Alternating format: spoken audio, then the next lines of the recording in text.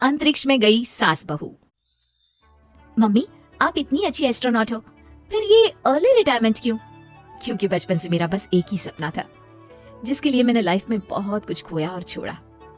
लेकिन अब इस अर्ली रिटायरमेंट के जरिए मैं बस तुम दोनों के साथ और पास रहकर बिना किसी हड़बड़ी की जिंदगी जीना चाहती हूँ। सास की बात सुनकर काजल मुस्कुराकर चली जाती है। उसी शाम ऑफिस से घर वापस आकर अजय अपनी मम्मी के पास बैठता है। मम्मी, क्या हमारी स्पेस ऑर्गेनाइजेशन कोई नया स्पेस मिशन प्लान कर रही है? क्या मिशन है, बताओ ना मम्मी।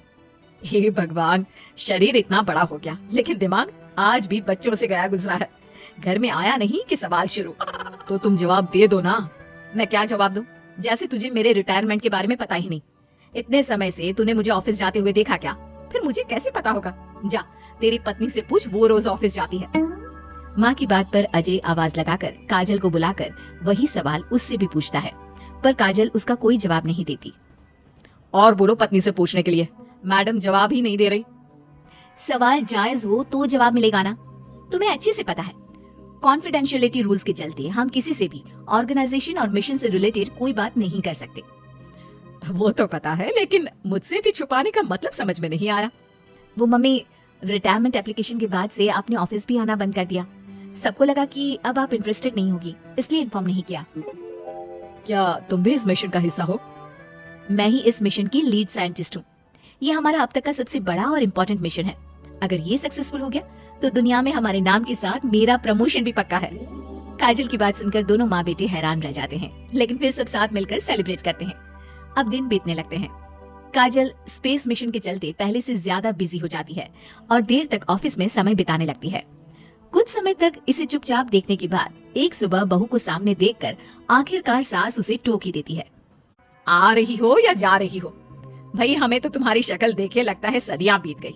मैडम कब आती है कब जाती है कुछ पता ही नहीं चलता। अरे ऐसा कौन सा मिशन है जिसने सुबह रात घर परिवार सब भुला दिया? मिशन तो मैंने भी बहुत देखे हैं और गई भी हूँ, पर ऐसा हाल कभी नहीं हुआ। मम्मी, मैं आपकी चिंता और गुस्सा समझ सकती हूँ, पर ये स्पेस मिशन आज तक के सभी मिशन से बहुत अलग है। अच्छा, जरा मैं भी तो सुनूं, ऐसा क्या है इसमें? आई एम सॉरी मम्मी, मैं नहीं बता सकती।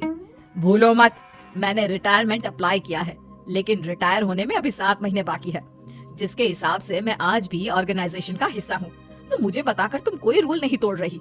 मुझे सब याद है मम्मी, और मुझे ये भी पता है कि अगर आप साथ दें तो मिशन के लिए बहुत बड़ी मदद साबित होगी।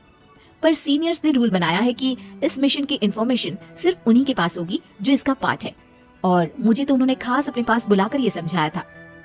बहू की बात सुनकर सास सोच में पड़ जाती है और अगले दिन खुद भी ऑफिस पहुंच जाती है। ओहो, क्या बात है मैडम, रिटायरमेंट के एप्लीकेशन के बाद तो आपने दर्शन देने भी बंद कर दिए। अरे सर, अगर ईद का चांद रोज निकला करता तो क्या उसका स्वागत इतने जश्न से होता? इस पर सीनियर भी हंसने लगते हैं और दोनों कैबिन में जाकर बैठ जाते हैं, जहां सास बातों बातों में नए स्पेस मिशन के बारे में पूछती हैं। वो उन्हें मिशन के बारे में सब कुछ बताकर तुरंत एक इमरजेंसी मीटिंग बुला लेते हैं, जिसमें साइंटिस्ट की टीम और काजल के साथ एस्ट्रोनॉट्स की पूरी टीम भी होती है।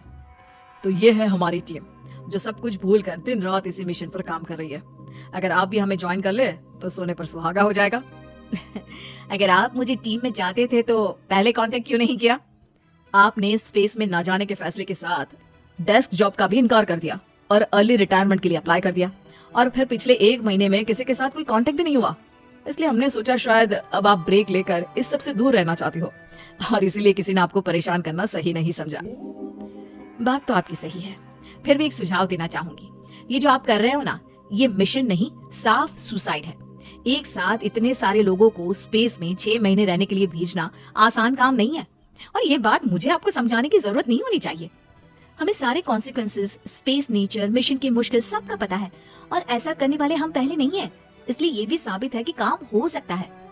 आप सिर्फ एक एक्सपेरिमेंट के लिए इतने सारे लोगों की जान और मेहनत को दांव पर लगाना चाहते हो, जिसमें सक्सेस रेट भी मुश्किल से 1% है। बहुत देर तक इन्हीं सब बातों पर बहस चलने और काजल की सास उर्फ ऑर्गेनाइजेशन की सबसे एक्सपीरियंस्ड एस्ट्रोनॉट को बहुत देर समझाने के बाद भी जब वो राजी नहीं होती, तो ऑर्गेनाइजेशन के सीनियर्स को उन्हें घर वापस भेजना पड़ता है। लेकिन उसी के बाद से न चाहते हुए भी सास मिशन के बारे में सोचना बंद नहीं कर पाती। इसी तरह 1 हफ्ता बीत जाता है। माँ, जब घर में बैठकर भी मिशन के बारे में ही सोचना है तो इससे अच्छा है कि वहां जाकर इस सोच के जरिए उनकी मदद ही कर दो।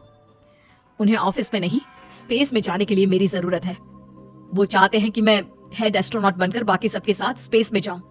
वाओ, रिटायरमेंट से पहले आखिरी असाइनमेंट की तरह इससे अच्छा और क्या हो सकता है माँ? आपको हाँ बोल देना चाहिए। उस टीम में एक मेंबर काजल भी है। अगर हम दोनों ही चले जाएंगे तो तुम अकेले कैसे रहोगी? वहां से जिंदा वापस आने की कोई गारंटी नहीं बेटा। अब भी हमें भेजना चाहते हो क्या? जिस दिन से आपको पहली बार स्पेस में जाते देखा है तभी से ये डर और पॉजिटिविटी दोनों साथ लेकर जीना सीख गया। आप जाओ माँ, मुझे पूरा भरोसा है आप दोनों वापस भी आओगे और देश के साथ मेरा नाम भी रोशन करोगे। बेटी की बात सुनकर माँ के अंदर हिम्मत आती है और वो एक बार फिर स्पेस ऑर्गेनाइजेशन पहुंच जाती है, जहां उसके फैसले से सब बहुत खुश होते हैं और स्पेस मिशन की तैयारी पहले से ज्यादा जोश में शुरू हो जाती है। कुछ ही समय बाद दोनों सास बहू स्पेस में पहुंच जाती हैं। आखिरकार आज मेरी साइंटिस्ट बहू एस्ट्रोनॉट भी बन गई। सिर्फ स्पेस सूट पहन लेने से कोई एस्ट्रोनॉट नहीं बन जाता। मैं साइंटिस्ट हूँ और उसी में खुश हूँ। अगर मिशन की रिक्वायरमेंट नहीं होती तो शायद कभी यहाँ आती भी नहीं। इसी तरह दिन पर दिन स्पेस की अनेक मुश्किलें और दिक्कत सहते हुए देखते ही देखते 6 महीने बीत जाते हैं और नामुमकिन को मुमकिन करके दिखाते हुए सब सही सलामत अर्थ पर वापस आ जाते हैं, जिसके बाद से दुनिया भर में ये मिशन सास बहू की अंतरिक्ष यात्रा के नाम से मशहूर हो जाता है।